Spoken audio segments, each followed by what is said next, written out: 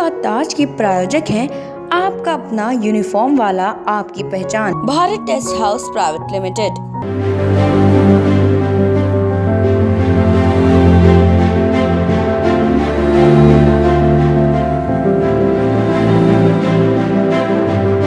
सही क्या है गलत क्या है ये पढ़ाते हैं आप, झूठ क्या है सच क्या है ये समझाते हैं आप।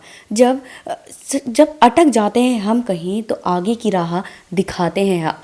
नमस्कार, आप देख रहे हैं MAPB आवाज़ का खास कार्यक्रम शिक्षा का ताज। मैं हूं आपके साथ तृप्ति शर्मा।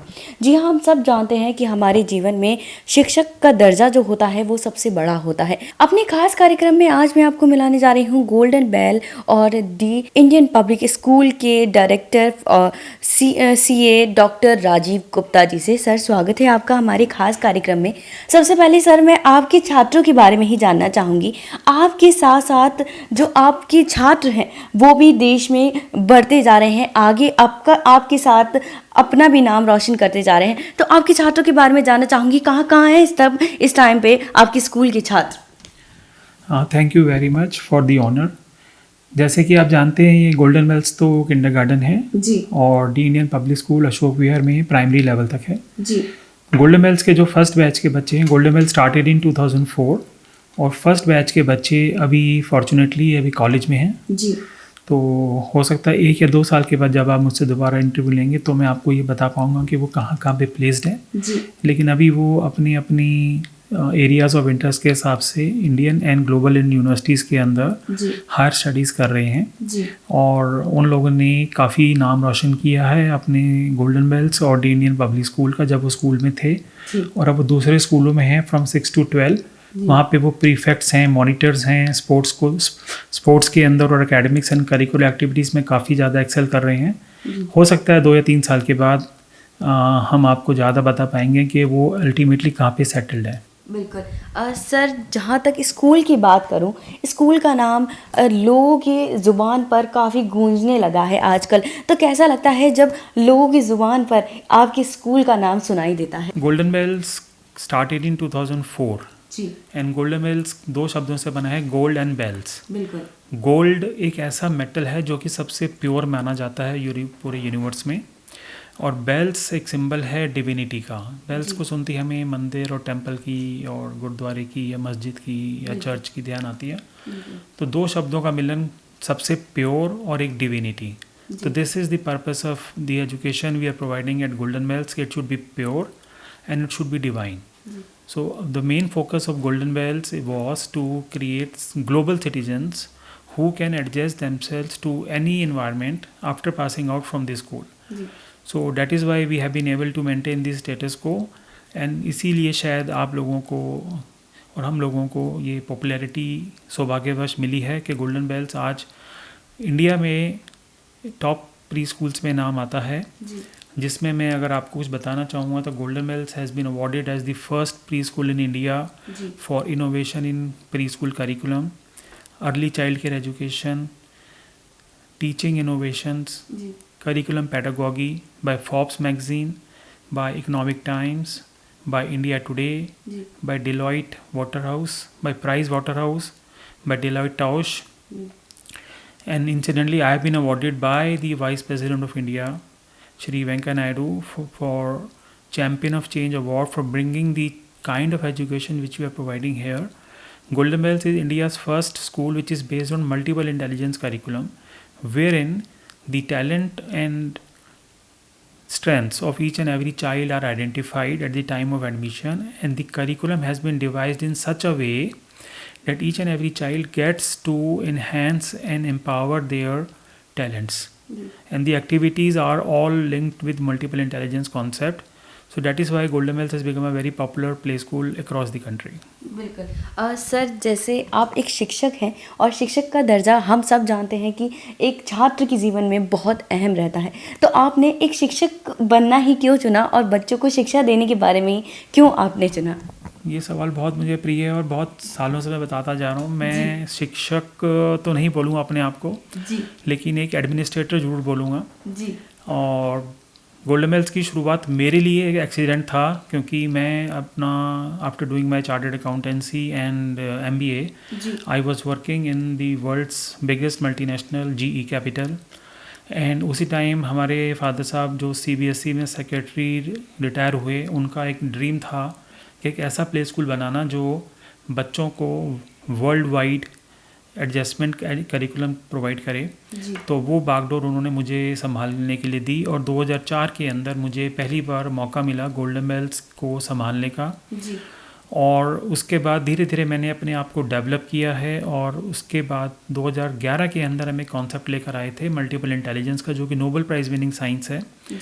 और उस कंसेप्ट और उस करिकुलम के बेस पे हमें बहुत ही ज़्यादा ख्याति प्राप्त हुई है, और बहुत ज़्यादा लोगों की वाहवाही सुनने को मिली है। तो मेरा शिक्षक बनना अभी सफ़र जारी है। और जैसे कि हर कोई कहता है कि learning should always be on, but schooling is fun. ये मेरा एक पर्पस है कि स्कूल में आने का एक पर्पस होना चाहिए।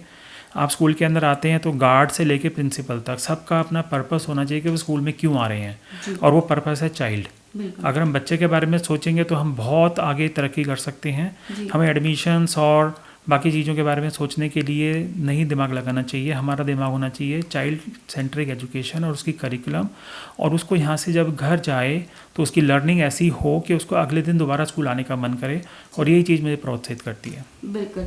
सर, जहाँ तक आपने गोल्डन बेल की बात करी, आपने स्टार्टिंग अपने पिताजी के जो सपने हैं उसको पूरा करने के लिए की, लेकिन सर जब किसी का सपना पूरा करना होता है तो सामने बहुत कठिनाइयों का सामना भी करना पड़ता है। तो ऐसी कौन कौन सी कठिनाइयों का आपको सामना करना पड़ा जब आपने इस सपने के बारे में सोचा? आप बिल्कुल सही कह रहे हैं। सपने दो तरीके के होते हैं, एक अपने होते हैं और एक और अपनों के होते हैं। बिल्कुल। तो माताजी और पिताजी का सपना था कि बहुत सुंदर सा स्कूल बनाना, और मुझे उस टाइम स्कूल एजुकेशन की बिल्कुल नॉलेज नहीं थी। लेकिन अपने माता पिता का सपना पूरा करने के लिए मैंने अपने सपनों को उनके साथ मर्ज कर दिया। जैसे कि हर कोई नया काम शुरू करते हैं, दिक्कतें आती हैं, और दिक्कतों को फेस करना ही हम लोगों की एक संस्कार हैं, क्योंकि हमारी एजुकेशन ने हमें बताया है कि जो भी चैलेंज आए उसको हंस के फेस करें। परीक्षा को लड़ाई की तरह ना देखें, पढ़ाई को लड़ाई की तरह ना देखें, प्यार करें किताबों से, बच्चों से प्यार करें, और उनको प्रोत्साहित करें कि हमें नई नई चीज़ें रोज़ सीखने को कैसे मिलती हैं। जब आप एक डायरेक्टर की चेयर पे बैठते हैं तो आपके ऊपर 400, 500, 1000 बच्चों का दायित्व होता है कि उनको हमने अच्छा स्टूडेंट कैसे बनाना, ताकि जब वो सीनियर सेकेंडरी स्कूल्स में जाएंगे तो वो अपनी अपनी काबिलियत के हिसाब से वहाँ पे अपना नाम रोशन करेंगे। सब लोगों ने बोला था मुझे कि भाई आप छोटे से बच्चों के स्कूल खोल रहे हो, इतनी बड़ी एजुकेशन लेने के बाद आप ये स्कूल नहीं चला पाओगे। 15, 16, 17 साल पहले बहुत सारे प्ले स्कूल्स अपने आसपास फेमस थे, लेकिन हमने लोगों को, सब लोगों की बातों को सुना और ये ध्यान रखा कि चैलेंज माइंड में होता है। और एक मेरा मोटो है, लेट्स डू इट। जब करना है तो करना है, and you can do it. The only thing is you should know that you can do it. तो मैं एज अ मोटिवेशनल काउंसलर और ट्रांसफॉर्मेशनल कोच भी हूँ। अभी तक मैंने 1 लाख बच्चों की काउंसलिंग करी है इन 11 सालों के अंदर। तो मैं हर बच्चों को ये बोलता हूँ कि जीतना ज़रूरी नहीं है, बिल्कुल, खेल में पार्टिसिपेट करना ज़रूरी है, बिल्कुल, जीत अपने आप हो जाएगी। बिल्कुल। सर, जैसे हम आज के वर्ग की बात करें, आज की जो पीढ़ी है वो दर बर दर बहुत आगे निकल रही है। धीरे धीरे जो दिमाग है वो बहुत तेज़ी से बच्चों का आगे बढ़ रहा है, लेकिन कई ऐसे बच्चे हैं जो उन्हीं बच्चों की वजह से पीछे हो रहे हैं। तो आप ऐसे बच्चों को क्या शिक्षा देना चाहेंगे एज अ काउंसलर, जैसे आपने बताया, क्या शिक्षा देना चाहेंगे जिससे वो भी उन्हीं बच्चों में आए, उन्हीं पीढ़ी की तरह आगे बढ़ते जाएं? आपने मेरे मन की बात सुन लिया कृति जी। जो मेरा कॉन्सेप्ट है मल्टीपल इंटेलिजेंस का, वो उसमें हम ये कहते हैं कि हर किसी को भगवान ने इक्वल अपॉर्चुनिटीज़ दी हैं। बिल्कुल। सबको टैलेंट दिए हैं। बिल्कुल। सबको स्ट्रेंथ्स और सबको वीकनेस दी हैं। जी। हमें उस चीज़ पे फोकस करना है जो हमारे पास है। जी। हमें उस चीज़ पे फोकस नहीं करना जो हमारे पास नहीं है। जी। और जो आपने बोला कि जो बच्चे प्रतिभाशाली हैं उनको देख के बहुत सारे बच्चे मायूस हो जाते हैं। जी। वो इसलिए मायूस हो जाते हैं क्योंकि वो उनको देखते हैं कि उन्होंने तरक्की करी है। जी। हम उनको बच्चों को ये आदेश और ये एक एडवाइस देना चाहते हैं कि गुण आपके पास भी हैं। जी। आप उनके ऊपर मेहनत करिए, बजाय अपने आजू बाजू देखने के बजाय, बगैर कंपैरिजन के, बगैर किसी के बारे में सोचने के अपने ऊपर ज़्यादा फोकस कीजिए, क्योंकि आप ही के अंदर ब्रह्मांड है। जी। आप ही भगवान हैं, आप ही में यूनिवर्स है। आपको जो भगवान ने दिया आप उस पर फोकस करें तो देखिए आप सबसे आगे निकल जाएंगे। फिर आपको टारगेट्स और ये सब चीज़ों को सोचने की जरूरत नहीं है। पढ़ना जरूरी है, नंबर्स के लिए नहीं, जी समझने के लिए। और जिस दिन आपने समझ के पढ़ लिया उस दिन आपके नंबर्स अपने आप आ जाएंगे। और आपके सिबलिंग्स, आपके कोलीग्स, आपके पीयर ग्रुप, आपके क्लासमेट्स, उनको इम्पोर्टेंस मत दीजिए, अपने ऊपर फोकस कीजिए। जिस दिन आपने अपने ऊपर फोकस करना शुरू कर दिया जी उस दिन you will be the superstar of your life. बिल्कुल सही कहा सर आपने। सीए डॉक्टर राजीव गुप्ता जी से हमारी बात यूं ही जारी रहेगी। चलते हैं अभी छोटे से ब्रेक पर। शिक्षा का ताज के प्रायोजक हैं आपका अपना यूनिफॉर्म वाला, आपकी पहचान, Bharat test house private limited, Mahila Mandal Punjabi Bagh, exotic car, imperial wedding. चंद से चली खुशबू स्वाद की, मेरी जान तूने तो दाल मखनी चपनी जान पा दी। ए राजमा भी तो चखो जी। ओ बोटी, चन्नू चाट मसाला तो ले आ, उसके बिना तो खाना अधूरा है जी। चना मसाला हो या शाही पनीर मसाला, अपने देश का मसाला है जी। अपना देश अपने मसाले, भारत मसाले, भारत ब्रांड मसाले, दिल्ली। कुशल गृहिणियों की पहली पसंद। ब्रेक के बाद स्वागत है आपका। चलिए दोबारा चलते हैं, बात करते हैं सीए डॉक्टर राजीव गुप्ता जी से। सर आगे मैं ये जानना चाहूँगी, आज जो महिलाएं हैं वो आगे तो बढ़ रही हैं, कई महिलाएं हैं जो महिला सशक्तिकरण का उदाहरण भी पेश कर रही हैं, लेकिन कई ऐसी महिलाएं हैं जो किसी ना किसी परेशानी से, या कह लीजिए अपने ही परिवार की परेशानी, उनकी ऐसी डोर बंधी हुई है जो उन्हें पीछे खींच लेती है। आप उन महिलाओं को क्या शिक्षा देना चाहेंगे कि वो भी आगे बढ़े और महिला सशक्तिकरण का उदाहरण बने? देखिए, ये बहुत पुराना टॉपिक है, महिला वुमेन एम्पावरमेंट का। बिल्कुल। जैसे मैंने आपको बताया, क्योंकि हर चीज़ आपको भगवान ने दी है। जी। मल्टीपल इंटेलिजेंस में अगेन रिपीट कर रहा हूँ, बहुत सुंदर टॉपिक है ये, बहुत प्यारी साइंस है जी। जिसको मैं लास्ट 12 साल से प्रमोट कर रहा हूँ इंडिया के अंदर। जी। भगवान ने हर किसी को 10 उंगलियाँ दी हैं हाथों में। जी। उसको आप मान के चलिए, आपकी 8 उंगलियाँ आपके टैलेंट्स हैं और 2 अंगूठे आपका नेचर है। तो आपका टैलेंट और दूसरे का टैलेंट कभी कंपेयर मत कीजिए, अपने टैलेंट पर फोकस करिए। कोई इंसान अगर किसी कारणवश अपनी प्रतिभाओं को यूज़ नहीं कर पा रहा, चाहे वो महिला हो या पुरुष हो, वो फैमिली का सपोर्ट बहुत ज़रूरी है, अपने ऊपर विश्वास बहुत ज़रूरी है, आत्मनिर्भर होना, आत्मविश्वास करना, आत्म प्यार करना, self love, self realisation, self understanding बहुत ज़रूरी है। जब तक हम अपनी आइडेंटिटी को नहीं समझेंगे, उसको रियलाइज़ नहीं करेंगे कि you are the superstar of your own life, आपको सब कुछ मिला है, आप उस पर फोकस करें। एक चीज़ बहुत ध्यान से हमें समझनी चाहिए कि जब अपनों से जंग हो तो हार जाएं, और जब अपने आप से जंग हो तो हमेशा जीतें। तो उन महिलाओं को मैं आदेश देना चाहता हूँ कि जंग वो अपनों के लिए कर रही हैं या अपने लिए कर रही हैं। अगर परिवार की खुशी के लिए वो अपनी खुशियों को अगर ख़त्म करना चाहती हैं तो वो पूरे परिवार को मैं कहना चाहता हूँ कि उनको सपोर्ट करें। और अगर वो अपने आप को प्रूव करना चाहती हैं तो she and they should go for it and they will definitely prove that they are worth। तो अपनों के लिए हार जाओ, लेकिन अपने आप से कभी नहीं हारना चाहिए। तो ये डिसाइड हर इंसान को अपने लिए करना है कि वो किसके लिए जी रहा है। हम जी रहे हैं या ज़िंदगी काट रहे हैं, आर वी लिविंग और वी आर एग्जिस्टिंग। तो मैं तो सबको ये बोलना चाहूँगा कि कभी हमें बाद में मौका ये ना मिले कि काश हम ये ना कर पाए।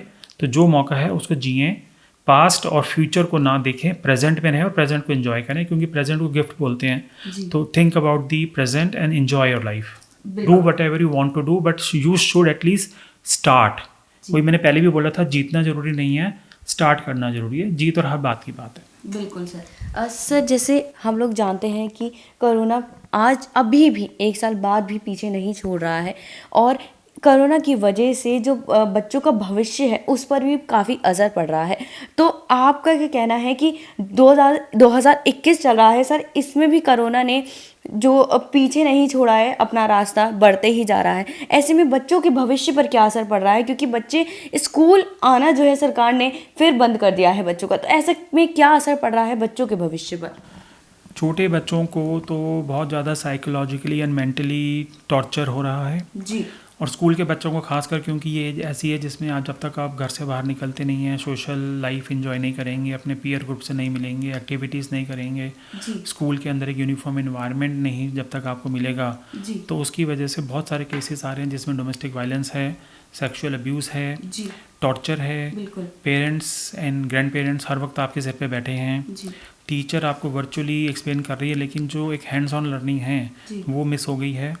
लास्ट ईयर भी और इस ईयर भी मैं ज़्यादा दोष कोरोना का ना देके गवर्नमेंट को देना चाहता हूँ, जो कि सेंटर में है, जो कि कोरोना को कंट्रोल नहीं कर रही है। उन्होंने लोगों को ये बोल दिया कि आत्मनिर्भर बने। उसका मतलब यह है कि आप अपने आप जंग को लड़ें। गवर्नमेंट की तरफ से कोई सपोर्ट नहीं है, ना एजुकेशन इंस्टीट्यूट्स को, ना पेरेंट्स को, ना स्कूल वालों को, ना बच्चों को। अभी आप देखें कि अब हम मिड ऑफ अप्रैल में आ गए हैं और अभी तक ये डिसाइड नहीं हो पा रहा है कि सीबीएसई के एग्ज़ाम्स होंगे कि नहीं होंगे। जो बच्चे 2 साल से सीबीएसई के लिए पढ़ाई कर रहे हैं उनको ये अगर बता दिया जाएगा रात को 11 बजे कि कल तुम्हारा पेपर कंप्यूटर के ऊपर है या ऑनलाइन है, तो कितने सारे बच्चों के भविष्य ख़राब हो जाएंगे। तो सरकार का अपना फोकस देश के निर्माण के लिए होना चाहिए।